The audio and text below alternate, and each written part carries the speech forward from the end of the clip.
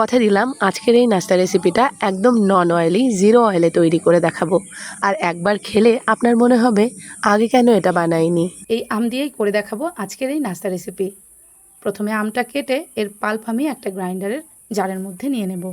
এর জন্য প্রথমে আমটাকে আমি কেটে নেব। এই আমের খোসা ভীষণ পাতলা। এরকম করে আমের পাল্পগুলো আমি নিয়ে নেব গ্রাইন্ডারের এই জারের মধ্যে।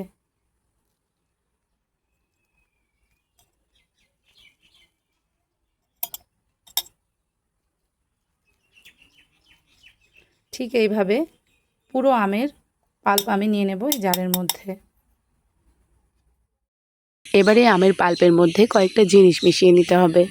দিয়ে দেবো আমি এই 10 টাকা দামের গুঁড়ো দুধের প্যাকেটটা, মানে এখান থেকে গুঁড়ো দুধটা আমি দিয়ে দিচ্ছি। এবার দিয়ে দিচ্ছি এই 50 গ্রাম মেজারিং কাপের 2 কাপ চিনি। 1 কাপ দিলাম, আর 1 কাপ দিয়ে দিলাম। দিয়ে দিচ্ছি আমি 100 গ্রাম পরিমাণ জল। এবার এটাকে সুন্দর করে পেস্ট করে নেব। এই দেখুন আমটা আমি সুন্দর করে পেস্ট করে নিয়েছি। এই দেখুন আমের পাল্পটা কি সুন্দর হয়েছে, আর রঙটা ভীষণ সুন্দর এসেছে। এই দেখুন এর মধ্যে ছোট্ট ছোট্ট বাবলস হয়েছে না, এই বাবলসগুলোর জন্যই কিন্তু ভীষণ জালিদার হবে এই নাস্তা রেসিপিটা। এবার নিয়ে নিলাম একটা মিক্সিং বোল, এর মধ্যে আমি আমটা ছেঁকে নেব। পিউরি করা আমটা আমি এবার ছেঁকে নিচ্ছি।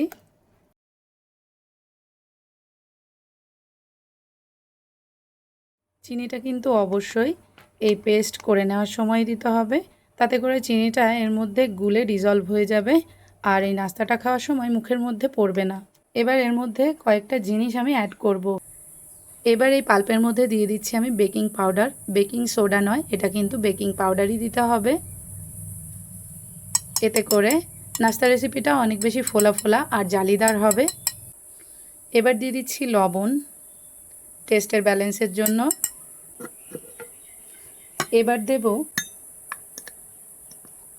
ময়দা। এখানে আমি নিয়েছি 50 গ্রাম পরিমাণ ময়দা। আপনারা চাইলে এখানে বাড়িতে রেগুলার ইউজ করা গমের আটা দিতে পারেন বা সুজিটাও দিতে পারেন।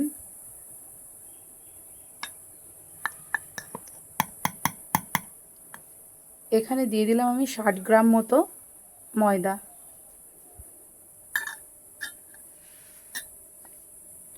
আপনারা যদি সুজি ব্যবহার করেন তাহলে সুজি দেওয়ার পর কিছুটা সময় কিন্তু রেস্টে রেখে দিতে হবে। ঠিক এইভাবে ভালো করে মিক্স করে নেব, যাতে একটু লাম্প বা গোটা না থাকে। একদম স্মুথ একটা ব্যাটার তৈরি করে ফেলতে হবে। আপনাদের বাড়িতে যদি হ্যান্ড বিটার থাকে তাহলে হ্যান্ড বিটার দিয়ে একটু বিট করে নিতে পারেন। ব্যাটার রেডি হয়ে গেছে, এবার আমি প্যানকেকগুলো একে একে তৈরি করে নেব। গ্যাসের ওভেনের ওপরে একটা ফ্রাইং প্যান দিয়ে দিয়েছি। এবার দিয়ে দিলাম আমি কয়েক ফোঁটা তেল। আপনারা এখানে হোয়াইট অয়েল, বাটার বা ঘি যে কোনো কিছু ইউজ করতে পারেন। আমি এখানে একটু হোয়াইট অয়েল মানে সাদা তেল যেটা রিফাইন্ড অয়েল সেটা দিয়ে দিচ্ছি। এটাকে একটু ব্রাশ করে দেব সারা প্যানের মধ্যে। জিরো অয়েলে তৈরি হবে আজকের এই নাস্তা রেসিপিটা। হাতে যদি খুব বেশি সময় না থাকে, মাত্র 10 মিনিট সময় থাকে, মাত্র 10 মিনিটের মধ্যেই তৈরি করে নেবেন এই দুর্দান্ত স্বাদের, অপূর্ব স্বাদের, সুস্বাদু এই নাস্তা রেসিপিটা। প্যানকেকের ব্যাটার প্যানের ওপরে দিয়ে একটু ছড়িয়ে দিতেই কি সুন্দর এয়ার বাবলস তৈরি হচ্ছে দেখুন। ভীষণ জালিদার হবে, আমি বলেছিলাম না? আপনারা অবশ্যই এই পদ্ধতিটাই ফলো করবেন। নাস্তাগুলো ভীষণ জালিদার, এয়ারি, আর এয়ার বাবলস তৈরি হবে। খেতে যেমন সুস্বাদু, মুখে দিলেই মিলিয়ে যাবে। একদম লো ফ্লেমে 2 থেকে 3 মিনিট করে ঢাকা দিয়ে এটাকে তৈরি করতে হবে, তাহলে ভেতর থেকে কুকড হয়ে যাবে, খুব সুন্দর সফট হবে। আপনাদের কাছে একটা অনুরোধ করব বন্ধুরা, আমি সিজন ফুরিয়ে যাওয়ার আগে অন্তত একবার এই নাস্তা রেসিপিটা তৈরি করুন। বাচ্চাদের টিফিনে হোক বা সকালের জলখাবার, সব সময় একদম পারফেক্ট। আর এই নাস্তাগুলো তৈরি হতেও খুব বেশি সময় লাগে না। সকালে হাজারো ব্যস্ততার মধ্যে মাত্র 10 মিনিট সময় বার করে এই সুন্দর নাস্তাটা অনায়াসে তৈরি করে নিতে পারেন। বাচ্চাদের টিফিনে দিয়ে দেবেন, খুব আনন্দ করে খেয়ে বক্স খালি করে নিয়েই ফিরবে বাড়িতে। কথায় কথায় অনেকগুলো প্যানকেক আমি তৈরি করে নিলাম, একদম অয়েল ফ্রি হেলদিভাবে তৈরি হয়ে গেল আমার আজকের এই সুপার টেস্টি ব্রেকফাস্ট বা নাস্তা রেসিপি। অনেকে আছেন যারা অনেক বেশি হেলথ কনসিয়াস, তারা কিন্তু তেল বা অয়েলি জাতীয় জিনিস খেতে চায় না, তাদের জন্য এই রেসিপিটা একদম পারফেক্ট। আমার আজকের এই নাস্তা রেসিপিটা কেমন লেগেছে অবশ্যই জানাবেন।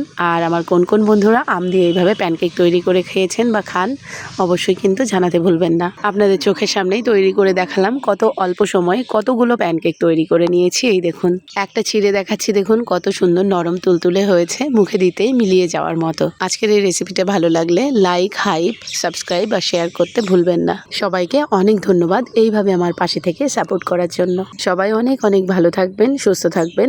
আবার দেখা হবে নতুন একটা ভিডিওতে।